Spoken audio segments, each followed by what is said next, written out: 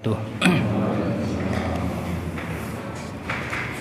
Innal hamdalillah nahmaduhu wa nasta'inuhu wa nastaghfiruhu wa nastahdih wa na'udzu billahi min syururi anfusina wa min sayyiati a'malina may yahdihillahu fala mudhillalah wa may yudlil fala hadiyalah. Asyhadu an la ilaha illallah wahdahu la syarikalah wa asyhadu anna Muhammadan abduhu wa rasuluhu la nabiyya ba'dah. Allahumma shalli wa sallim wa barik ala nabiyyina Muhammadin wa ala alihi wa ashabihi wa man sara binahjihi ila yaumidin, amma ba'd. Ikhwani fillah rahimani wa rahimakumullah. Alhamdulillah, segala puji hanya milik Allah Subhanahu wa taala yang telah memberikan kepada kita limpahan karunia yang tidak terhingga. Hingga pada kesempatan yang bahagia ini kita bisa melanjutkan kajian kita di dalam tafsir surat Al-Baqarah, yang pada malam ini kita akan bahas surat Al-Baqarah ayat 128,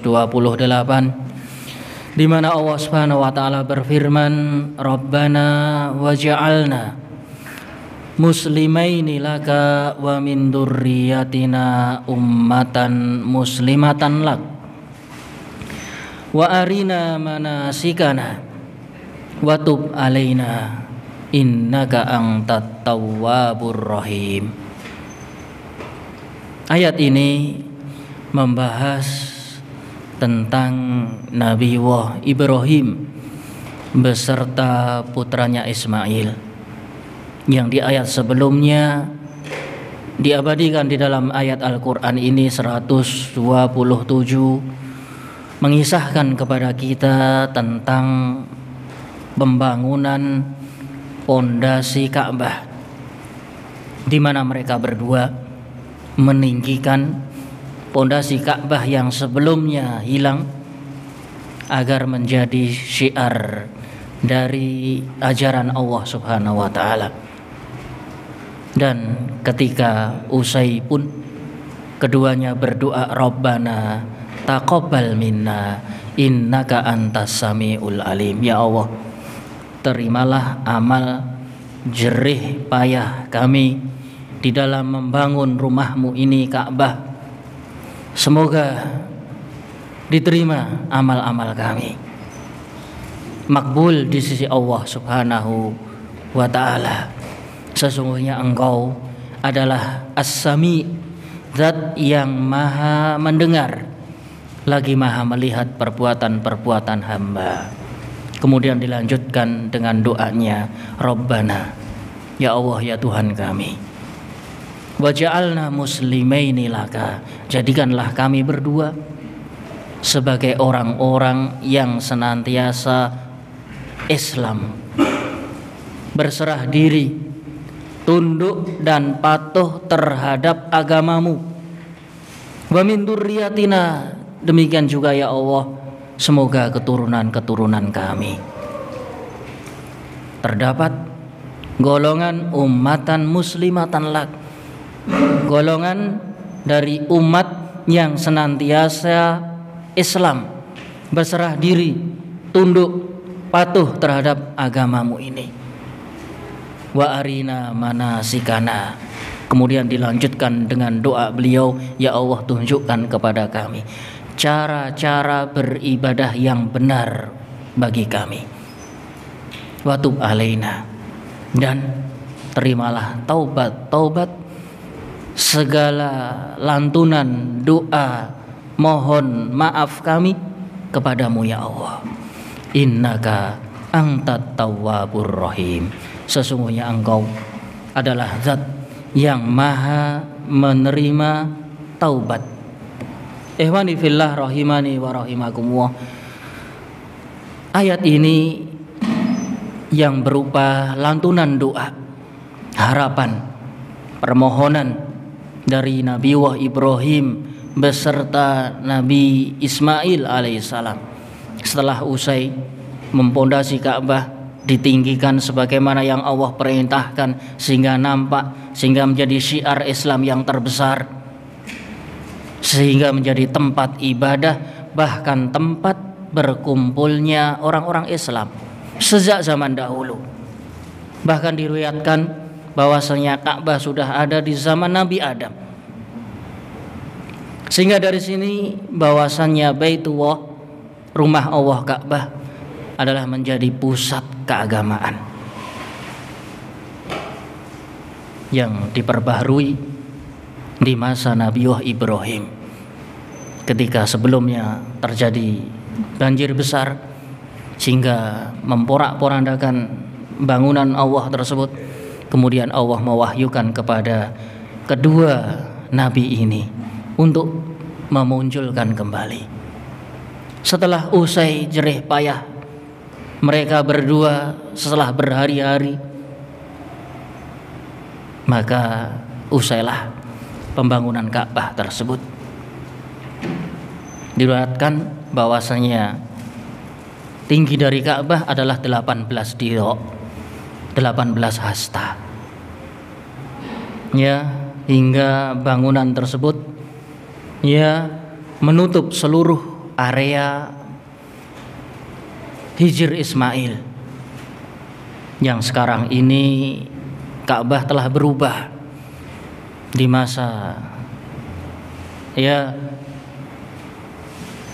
kakek beliau Shallallahu Alaihi Wasallam. Terjadi banjir besar pula terulang sehingga memporak-porandakan Ka'bah, dan Abdul Muthalib beserta orang-orang Quraisy membangun kembali pondasi Ka'bah, namun tidak sesuai dengan pondasinya Ibrahim alaihissalam, karena mereka kekurangan dari harta-harta halal untuk meletakkan batu-batu sesuai pondasi Nabiullah Ibrahim, sehingga dibangunlah Hijr Ismail hanya setengah lingkaran, hanya dengan tinggi kurang lebih 1 meter lebih sedikit, karena kekurangan dari harta halal. Adapun harta haram mereka sangat melimpah. Ini menunjukkan bahwasanya keyakinan orang-orang jahiliyah terhadap Baitullah, bahwasanya mereka mengerti akan kesucian Ka'bah, dan mereka pun menyaksikan ya di saat sebelum lahirnya Nabi Muhammad SAW, orang-orang dari negeri Habasyah berusaha untuk menghancurkan. Ternyata Allah lindungi Ka'bah dengan dikirimkannya burung-burung yang berbaris sangat banyak sekali, selambi melemparkan batu-batu kerikil kepada pasukan-pasukan gajah tersebut, sehingga semuanya mati terbakar. Mereka menyaksikan dengan mata kepala akan kesucian, akan ya kehormatan dari Baitullah Ka'bah, sebagaimana dia adalah rumah Allah, maka Allah yang akan menjaganya. Tiada kuasa bagi manusia dan makhluknya. Maka di sini Nabiullah Ibrahim pun berdoa setelah meminta agar amal jerih payahnya diterima, diberikan ganjaran di sisi Allah Subhanahu wa taala, maka berdoa, waja'alna muslimaini laka. Ya Allah, jadikan kami berdua menjadi golongan orang yang Islam, yang berserah diri. Kalimat Islam ya diambil dari kata aslama yuslimu, ataupun diambil dari kata istaslama yastaslimu, yaitu menyerahkan diri. Orang-orang yang menyerahkan diri hanya kepada Allah. Artinya apa? Dia tunduk secara hati dan patuh secara ya zahir, anggota badan, sehingga terdiri dari 2 unsur, zahir dan batin. Ini Islam. Orang yang Islam artinya tunduk patuh, hatinya tunduk terhadap agama Allah, Demikian pula zahirnya anggota badannya patuh terhadap perintah-perintah Allah. Ini dikatakan sebagai Islam. Dan di sini mereka berdua memohon kepada Allah agar dijadikan golongan orang-orang yang Islam. Menjadi pertanyaan, emang mereka berdua tidak Islam? Untuk apa memohon kepada Allah agar digolongkan jadi orang-orang Islam? Bukankah dia orang yang tunduk, patuh kepada agama Allah? Kenapa masih berdoa ini?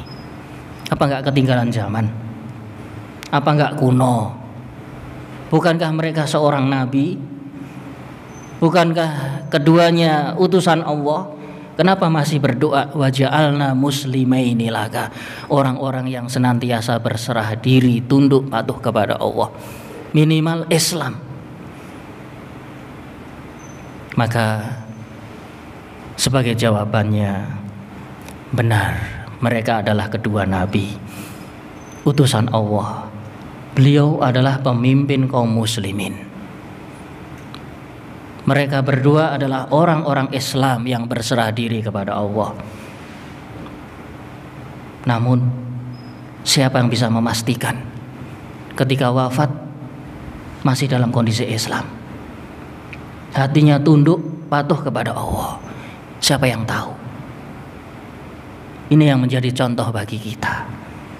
Ya, orang yang telah Islam, orang yang senantiasa setiap hari melakukan ketaatan, tunduk patuh kepada agama Allah, terus memohon kepada Allah agar diberikan keislaman di akhir hayat, menjadi husnul khotimah. Karena tidak ada yang tahu.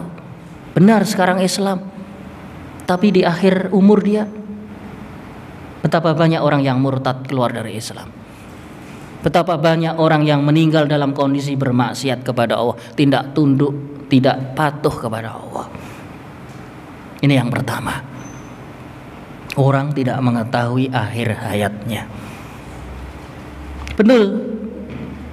Benar sekali, kita adalah orang Islam. Namun jangan pernah berhenti memohon keislaman kepada Allah Subhanahu wa taala. Karena kita tidak kuasa atas diri kita. Bisa jadi suatu keadaan akhirnya memaksa kita, naudzubillah, untuk tidak tunduk dan patuh. Bukankah ini sering terjadi? Ya, orang yang tadinya aman-aman, orang yang tadinya tunduk patuh, namun di akhir kondisi, naudzubillah, sehingga su'ul khotimah. Khotimahnya tidak baik, tidak diridhoi oleh Allah, bahkan keluar dari Islam. Betapa banyak hal semacam ini. Sehingga di sini benar-benar bentuk penyerahan diri dan ketulusan seorang hamba kepada Allah, senantiasa terus memohon kepada Allah. Dan khawatir dan takut kalau keyakinannya berubah di suatu saat. Dan ini banyak terjadi.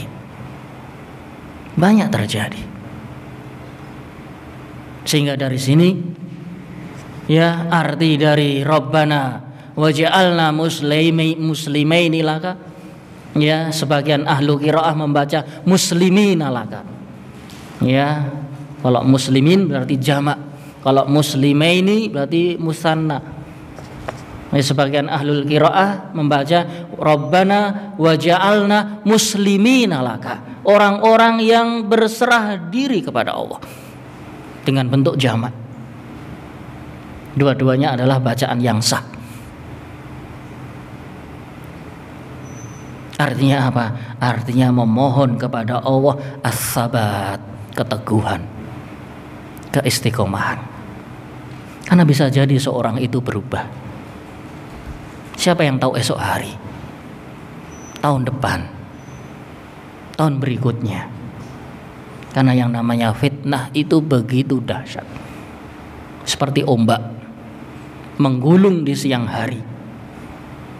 Orang-orang yang tidak memiliki iman yang kokoh, dia akan tergelincir, bahkan berpindah agama, sehingga meninggal berjumpa dengan Allah dalam kondisi tidak Islam, tidak patuh, tidak tunduk hatinya, tidak tunduk dohirnya.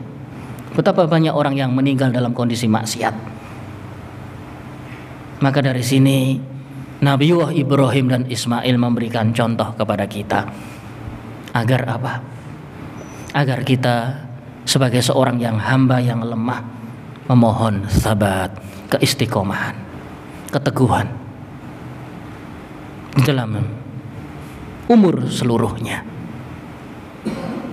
Karena kita tidak yakin siapa yang menjamin kita dalam kondisi Islam. Maka dari sini ya suatu contoh yang baik dari kedua nabi ini agar berserah diri kepada Allah sekaligus memohon dan memohon agar diberikan as-sabat, keteguhan. Yusabbitu wahul ladina amanu biqaulis sabiti fil hayatid dunya wal akhirah wa yudillu wahudz zalimin wa yaf'alu wahu ma yasha. Dalam surat Ibrahim disebutkan Allah meneguhkan orang-orang yang beriman dengan ucapan yang sabit, ucapan yang kokoh, yaitu kalimat la ilaha illallah, sehingga meninggal wafat dengan kalimat la ilaha illallah. Padahal kalimat la ilaha illallah tidak ada bandingnya. Maka orang yang beriman, orang yang kokoh, yang teguh, dia diberikan keteguhan ketika wafatnya. Padahal ketika wafat seseorang itu banyak godaan dari syaitan. Diri kita terganggu, ya, menahan rasa sakit yang luar biasa. Dari sisi yang lain para syaitan iblis menggoda kita, menggelincirkan kita agar kita mati su'ul khotimah, menjadi pengikutnya, menjadi hambanya. Maka betapa berat ujian ketika sakaratul maut. Sehingga orang-orang yang beriman, kata Allah, yusabbitu wahul ladina amanu biqaulis sabit. Allah teguhkan orang-orang yang beriman dengan keteguhan yang kokoh, yaitu kalimat la ilaha illallah. Ahli tafsir mengatakan kalimat la ilaha illallah. Wa yudillu wahudz zalimin. Sedangkan orang-orang yang aniaya, dia menganiaya dirinya, dia beraniaya kepada Tuhannya, maka Allah akan sesatkan dia. Yudillu wahudz zalimin wa yaf'alu wahu ma yasha. Dan Allah Maha Kuasa atas segala hambanya, mau berbuat ini, mau berbuat itu. Dan Allah membalasi seorang hamba. Kalau dia sudah terbiasa baik, maka Allah akan balasi baik di akhir umurnya. Sedangkan orang yang aniaya, maka Allah akan membalasinya yang setimpal. Bayudillu wahudz zalimin. Maka Allah akan sesatkan, Allah gelincirkan orang-orang yang aniaya. Sehingga di sini pentingnya bagi kita untuk istiqomah, selalu berdoa memohon kepada Allah Subhanahu wa taala. Dan hal ini bukan untuk pribadi kita. Wa min dzurriyyatina ummatan muslimatan lak. Ya Allah, demikian pula keturunan-keturunan kami, teguhkan di atas Islam. Jadikan keturunan-keturunan kami umat-umat yang tunduk patuh kepadamu. Di sini ingat akan anak, cucu dan dzurriyyah. Seorang ketika masuk surga, kemudian ditemani, diiringi istri, keluarga, keturunan, maka akan jadi bahagianya puncak kebahagiaan. Tapi kalau seorang masuk surga kemudian sendiri, istrinya masuk neraka, naudzubillah. Betul dia memiliki pasangan dari bidadari, namun dia akan sedih. Orang yang selama hidupnya hidup bersama dia, ternyata istrinya tersesat ke neraka. Dia hanya bisa melihat siksaan, teriakan sepanjang hari.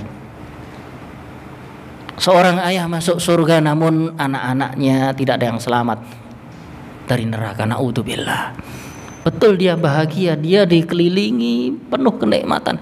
Namun sedih hati ini ketika melihat keturunannya, putra semata wayahnya, putrinya, cucu-cucunya, tidak ada yang selamat sampai surga. Disinilah pentingnya kebahagiaan yang hakiki. Walaupun masuk surga, namun berharap lebih, yaitu apa? Wa min dzurriyyatina, jadikan keluarga-keluarga kami juga senantiasa menjadi umat yang tunduk dan patuh, orang yang Islam, minimal Islam. Ini adalah puncak dari kebahagiaan seseorang. Dia masuk surga dalam kondisi berbondong-bondong, tidak dipisahkan. Sebagaimana hal ini pula Allah Subhanahu wa taala mengajarkan kepada kita di dalam surat Al-Furqan. Akhir dari surat Al-Furqan, Rabbana hablana min azwajina wa dzurriyyatina qurrata a'yun waj'alna lil muttaqina imama. Disebutkan ibadur rahman, hamba ar-Rahman, hamba Allah, ya, di akhir dari surat Al-Furqan. Maka doa setiap hari yang mereka lantunkan tidak pernah meninggalkan doa ini. Rabbana hablana, ya Allah karuniakan kepada kami, kepada istri-istri kami, azwajina wa dzurriyyatina, keturunan-keturunan kami, qurrata ayun, menjadi penyejuk mata kita. Kita bahagia bila melihat istri, anak-anak, keturunan, cucu dan seterusnya, mereka masuk ke dalam surga. Sedangkan surga Allah adalah seluas langit dan bumi. Walaupun seluruh keluarga kita masuk surga, tidak akan pernah penuh surga itu. Maka mohonlah kepada Allah agar kita, diri-diri kita, dimulai dari diri kita, kemudian istri-istri kita, kemudian anak-anak kita menjadi qurrata a'yun, penyejuk hati. Inilah puncak kebahagiaan. Dan sangatlah nahas ya ketika seorang masuk surga, namun keturunannya, istrinya tersangkut di dalam siksa api neraka. Dia hanya bisa melihat dari jauh. Penduduk-penduduk surga ya akan bisa melihat mereka-mereka yang berada di dalam neraka. Mereka akan mencari. Dahulu mereka bersama kita, kenapa sekarang tidak ada, tidak muncul? Maka begitu sedihnya ketika orang-orang dekatnya berada pada siksa api neraka. Maka di sini mengajarkan kepada kita bagaimana Nabiullah Ibrahim, Nabiullah Ismail memohon agar keturunan-keturunannya diberi karunia oleh Allah menjadi umat yang senantiasa berserah diri, tunduk dan patuh. Sebagian ahli tafsir ya wa dzurriyyatina ummatan muslimatan lak mengisyaratkan kepada diutusnya Nabi Muhammad SAW. Dan tidak dipungkiri, ini adalah sebagian dari tafsir. Karena yang namanya Ibrahim adalah ummah, dia adalah seorang nabi, pemimpin umat. Ya, yang inti dari para nabi pertama adalah Nabi Adam, yang kedua Nabi Nuh. Ya, semua keturunan nabi lahir dari dzurriyyahnya Nabi Nuh.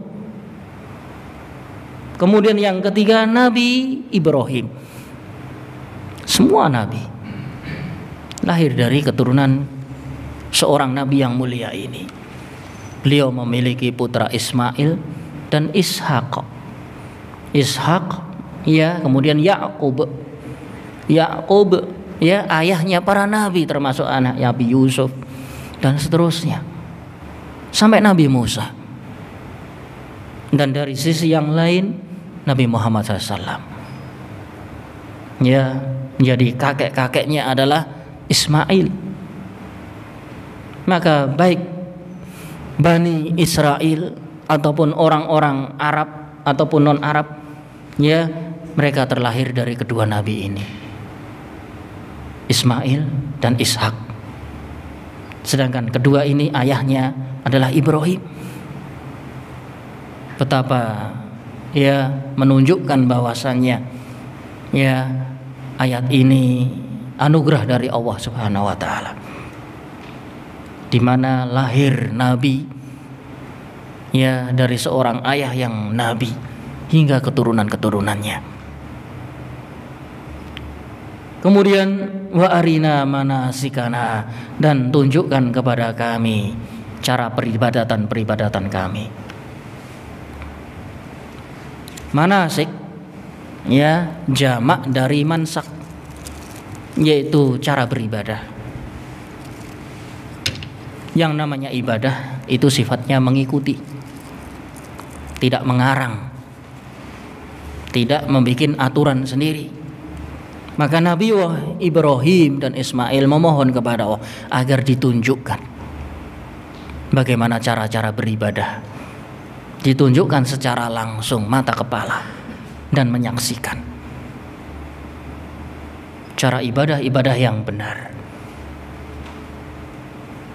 Maka Allah kabulkan seluruh ibadah, Allah ajarkan secara nyata.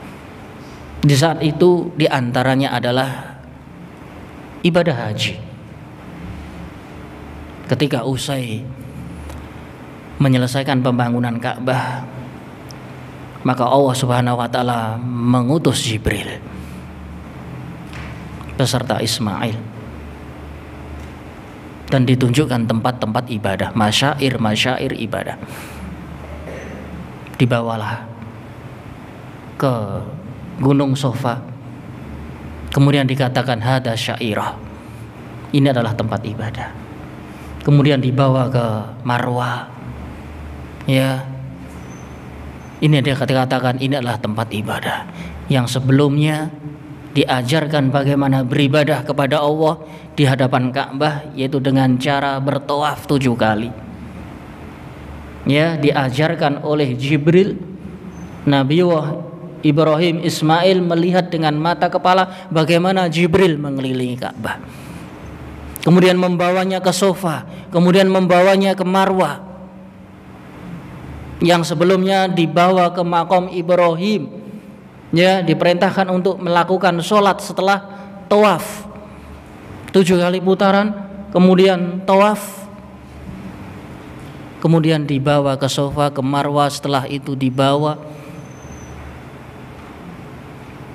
ke Mina, dan dikatakan ini adalah tempat peristirahatanmu.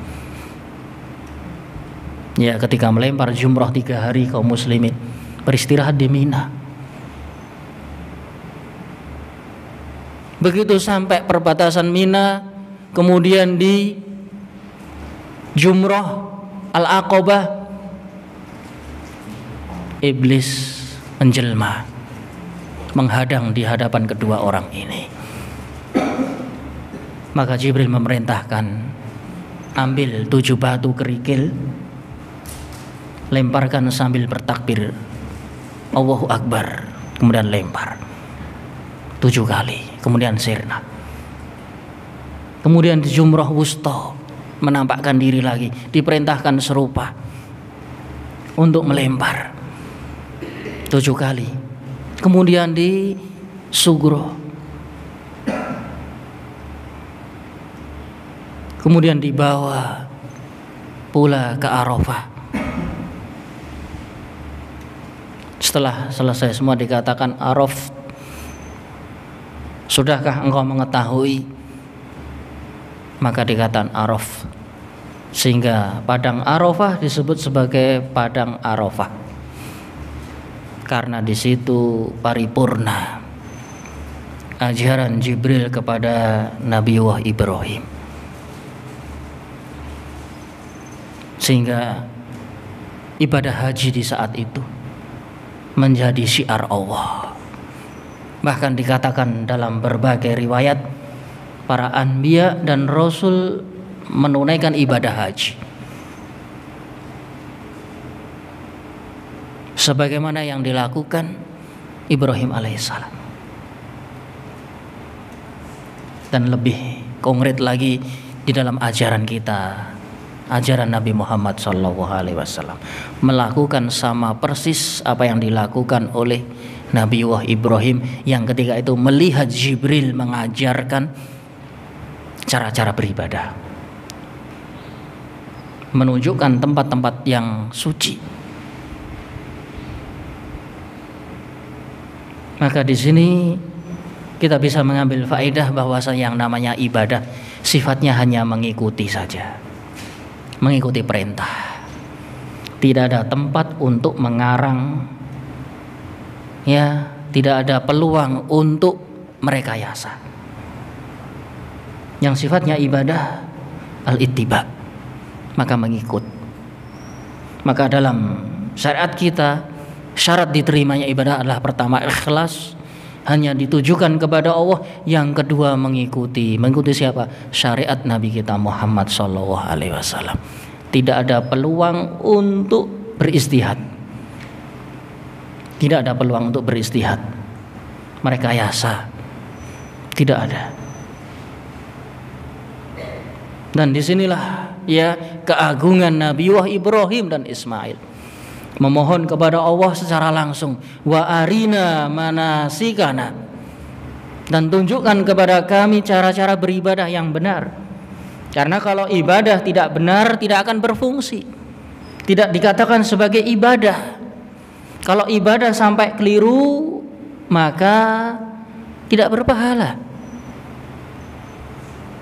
Karena yang namanya ibadah harus sesuai keinginan yang memerintah, yaitu Allah Subhanahu wa taala. Bila salah langkah berarti tidak diinginkan oleh Allah, tidak diridhai oleh Allah Subhanahu wa taala.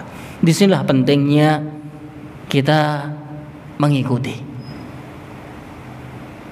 Ya, bukan sesuatu yang baru hal ini. Sejak zaman Nabi Ibrahim. Nabi Ibrahim pun memohon, wa arina manasikana, tunjukkan kepada kami mansak-mansak kita, ibadah-ibadah kita sehingga benar. Dikarenakan yang namanya ibadah ketika salah di dalam tempat misalkan, salah di dalam melaksanakan misalkan, maka ini tidak akan berpahala, akan menjadi lelucon, akan menjadi penistaan terhadap ajaran Allah yang suci. Sehingga di sini kita bisa mengambil faedah dari ayat ini, wa arina manasikana, ajarkan kepada kami ya cara-cara beribadah. Dan hal itu bukan yang baru di Nabi kita Muhammad SAW, juga demikian. Rasulullah SAW mencontohkan bagaimana sholat yang benar. Suatu saat beliau naik di atas mimbar beliau, mimbar tempat yang tinggi. Tujuannya apa? Agar dilihat, agar para sahabat melihat Nabi SAW melakukan sholat. Ya, sampai-sampai para sahabat kaget, ngapain Rasulullah naik atas? Apa maksudnya? Ternyata beliau sholat. Ya, beliau mulai dari menghadap kiblat. Ya, sebelumnya beliau mengajarkan cara toharoh. Ya, bahkan diajarkan di dalam ayat yang mulia surat Al-Maidah, wa in kuntum junuban fattahharu wa in kuntum mardo au ala safarin. Ya, apabila engkau sedang berhadas maka bertoharohlah. Namun apabila engkau sakit atau berhalangan atau tidak mendapati air untuk berwudu, maka bertayamumlah, wa tayammamu sha'idan thayyiba, bertayamumlah dengan debu yang suci. Ini semua adalah ajaran. Ya, bagaimana Rasulullah SAW menutup aurat. Beliau mengajarkan bahwasanya aurat lelaki dari ya lutut sampai ke atas, sampai pusarnya.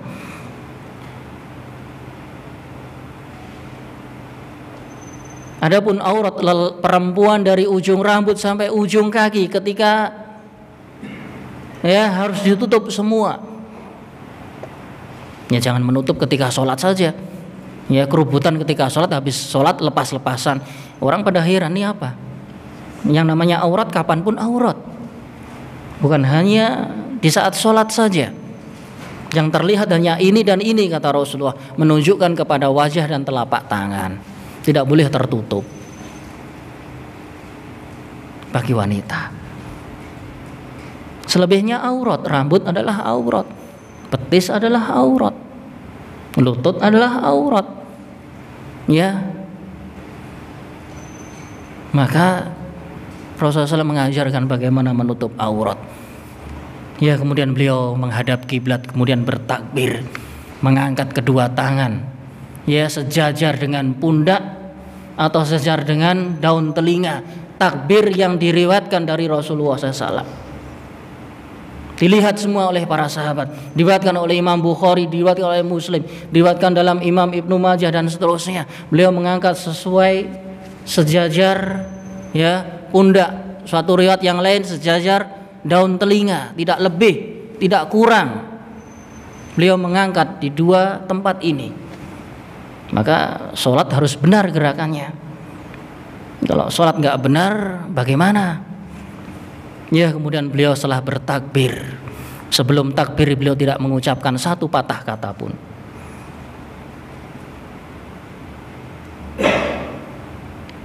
Kemudian setelah bertakbir, maka beliau mengeraskan membaca doa iftitah dengan berbagai riwayat. Ada 7 riwayat bacaan iftitah, dari yang panjang sampai yang paling singkat diajarkan. Dalam sholat tahajud beliau membaca doa yang panjang. Bahkan beliau mengajarkan dengan iftitah yang sangat pendek. Mau melakukan ini dan itu, selama ada riwayat dari contoh Nabi yang diajarkan Nabi, silahkan baca. Kemudian beliau berta'awudz, a'udzubillahi minasyaitonirrajim. Ya, ta'awudz itu ketika setelah iftitah. Kemudian bismillahirrahmanirrahim dengan memelankan. Kemudian beliau mengeraskan bacaan alhamdulillahirabbil alamin hingga waladhdallin amin. Kemudian mengatakan, apabila seorang imam mengatakan waladhdallin kemudian amin, sedangkan makmum mengucapkan kalimat amin dan aminnya para makmum bertepatan dengan aminnya imam, maka dosa-dosa mereka akan diampuni, kata Rasulullah. Kemudian beliau membaca surat dan beliau ruku sujud sampai akhirnya salam. Ya, dengan seluruh bacaan komplit. Beliau mengajarkan dengan mengeraskan suara semuanya sampai salam. Tujuannya apa? Agar didengar oleh para sahabat. Kemudian setelah selesai beliau berdiri dan mengatakan kepada para sahabat, "Shallu kama ra'aitumuni usolli." Salatlah kalian sebagaimana hari ini engkau melihat aku salat. Jangan ngarang salat. Salat adalah ibadah kepada Allah. Salatlah sebagaimana engkau melihat. Ya, sekarang kita tidak melihat Nabi, namun ucapan gerakan-gerakan Nabi diabadikan di dalam hadis-hadis yang sahih. Maka kita bisa menelaah, kita mengambil faedah, bisa mempelajari. Demikian pula haji, demikian pula puasa, demikian sedekah, demikian zakat. Semua ada aturannya. Zakat nominalnya berapa? Apa yang dizakati dari barang-barang yang wajib zakat? Semuanya ada aturannya. Ya, di dalam berumah tangga juga bahkan Rasulullah mengatur. Ya, kiat-kiat memilih pasangan, kiat-kiat mendidik anak, kiat-kiat bertetangga, bahkan sampai orang mati bagaimana syariat Islam memperlakukan orang yang telah meninggal. Dimulai dari membayar hutangnya, ya, kemudian mempersiapkan perlengkapan jenazahnya, hingga dimandikan, hingga dikafani, hingga disolati, hingga dibawa ke kuburan. Semuanya ada syariatnya. Membawa ke kuburan pun ketika meletakkan ada aturannya. Bismillah ala millati Rasulillah diletakkan. Semuanya ada aturannya, tidak ada yang sia-sia. Maka dari sini pentingnya wa arina manasikana. Ya Allah, tunjukkan kepada kami mansak-mansak kami. Sebagian ahli tafsir mengatakan mansak adalah tempat menyembelih, itu bagian dari tafsir. Likuli ummatin mansakan hum nasikuh. Ya, itu adalah bentuk tafsiran dari mansak. Ya, secara umum yang namanya mansak adalah ibadah. Baik itu menyembelih, baik itu haji, baik itu sholat dan seterusnya. Dan tidak ketinggalan pula Rasulullah SAW mengajarkan kita bagaimana kita menyembelih. Ya, bahkan di dalam menyembelih hewan kurban pun diatur. Hewan apa yang disembelih? Boleh enggak nyembelih gajah? Atau nyembelih jerapah? Atau nyembelih babi? Ada aturannya. Rasulullah SAW mencontohkan seekor unta yang sudah dewasa.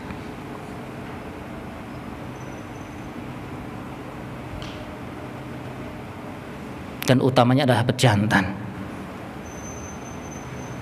Betina nggak ada larangannya, ya mau cari larangan nggak ada.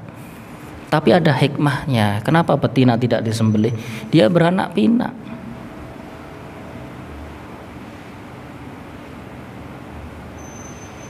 Bagaimana kalau menyembelih kucing, menyembelih ayam?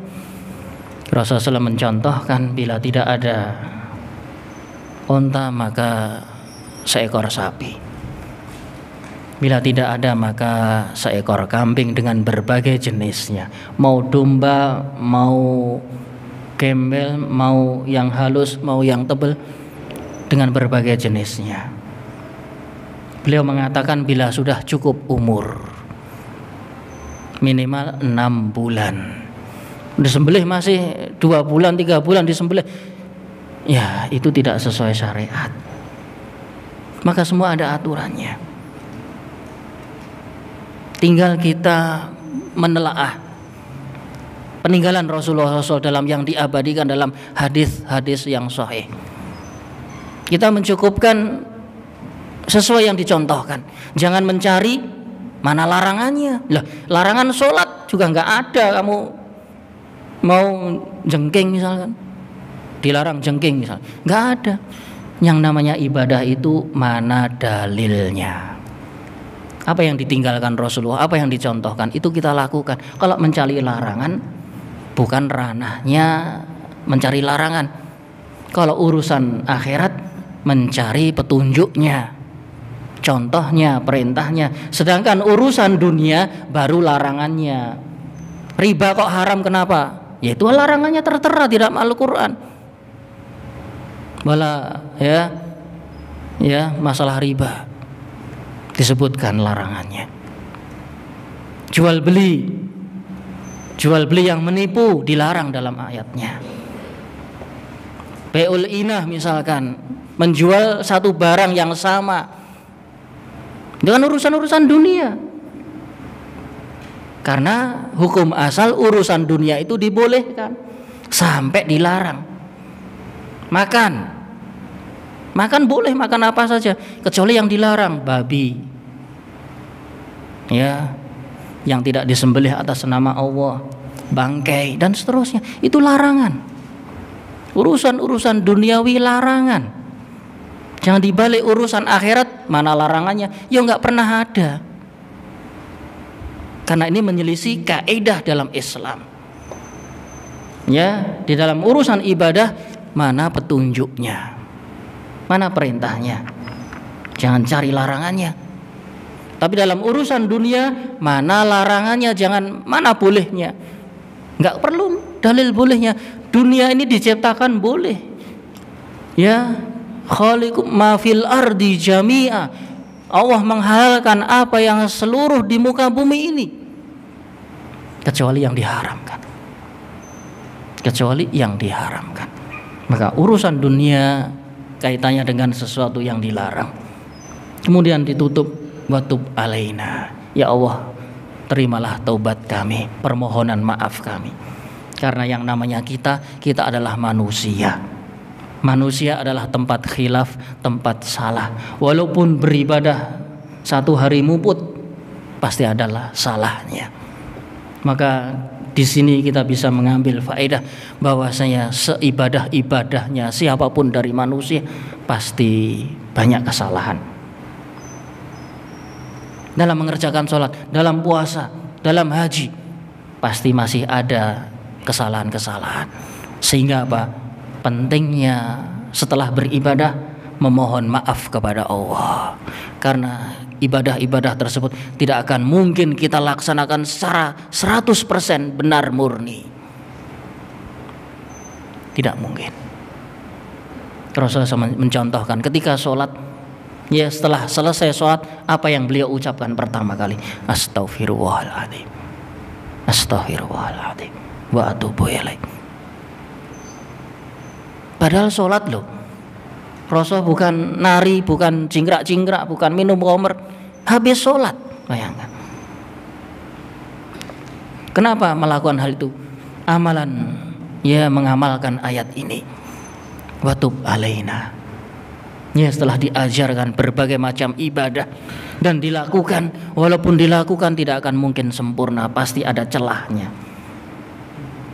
Pasti ada celahnya. Tahu kita tidak tahu, merasa tidak merasa, Allah yang tahu. Sehingga apa? Memohon kepada Allah, wa tub alaina, terimalah permohonan maaf dan taubat kami. Walaupun ibadah kita ya 1 tahun penuh, pasti ada celahnya. Wa tub alaina, maka terimalah taubat kami. Kami bertaubat. Yang namanya taubat itu menyesal, dimulai dengan istighfar, menyesali, berazam untuk tidak mengulang. Kalau hal itu sesuatu dengan kedzaliman, maka dikembalikan kepada pemiliknya. Kemudian dia menghapus keburukan-keburukan itu dengan kebaikan-kebaikan. Ini namanya taubat. Dan taubat ada 2. Taubat secara umum, itu apabila bertaubat dari dosa. Dan taubat yang dimaksud di sini adalah taubat yang khusus, yaitu setelah melaksanakan ibadah yang kita lakukan masih banyak kurangnya. Wa tub alaina, maka terimalah taubat kami ya Allah. Dan Rasulullah SAW mengajarkan, ya beliau setelah selesai sholat beliau beristighfar. Di dalam ibadah puasa 30 hari atau 29 hari ditutup dengan zakatul fitri sebagai penyempurna puasa, tuhratan lis-shaimin, sebagai pembersih dosa. Karena walaupun dia puasa pasti banyak dosa, maka disyariatkan zakat fitri sebelum mengerjakan sholat id, dimulai dari malam hari sampai fajar. Sebelum berangkat diperintahkan untuk membayar zakat fitri. Apa hikmahnya? Tuhratan, sebagai penyuci. Ya, kalau selama puasa dia khilaf, disucikan dengan zakat tersebut. Dan seterusnya, haji juga demikian. Yang namanya ibadah, sesempurnanya ibadah pasti ada kurangnya. Maka di sini disyariatkan wa tub alaina innaka antat tawwabur rahim. Ya Allah, sesungguhnya Engkau adalah Zat yang Maha menerima taubat, lagi Maha penyayang. Karena waktu habis, ya kita belum sempat membacakan tafsir-tafsir dari ungkapan para ulama. Ya kita cukupkan di sini. Subhana wa bihamdika asyhadu an la ilaha illa anta astaghfiruka wa atubu ilaik. Assalamualaikum warahmatullahi wabarakatuh.